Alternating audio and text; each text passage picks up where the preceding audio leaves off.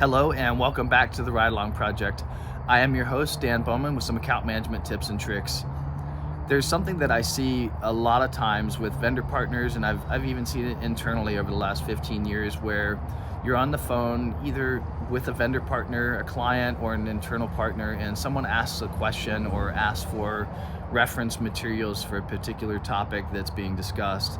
And the response oftentimes sounds something like this. It's, well, I sent that to you last week, but I'd be happy to send it to you again. And while those words may sound helpful, it often, the tonality of it is what really bothers me. And I think if you watch and you hear someone else say that from a different vendor partner or internally, if you watch the look on the client's face, they've got so many emails and so much information coming from them. They didn't miss the email on purpose. It could be stuck in a filter somewhere because of file size.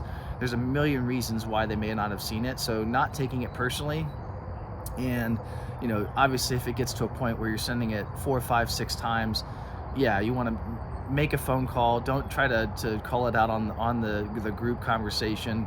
Make a phone call and just say, hey, I've sent this a couple of times. I just want to make sure that you're receiving the email.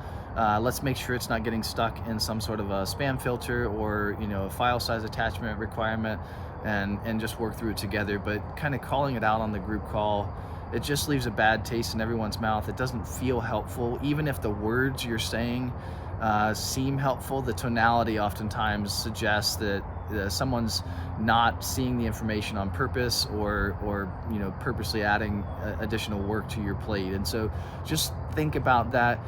It's going to happen. Projects overlap one another, and they may need you to resend the information. Don't make a huge deal out of it. Obviously, if it continues to pile up and they keep asking, then work one-on-one with them versus kind of calling out on the phone call that you've already sent the information. It's not a great look for you, and it doesn't feel helpful for the group there. I appreciate you tuning in, and we'll catch you on the next episode.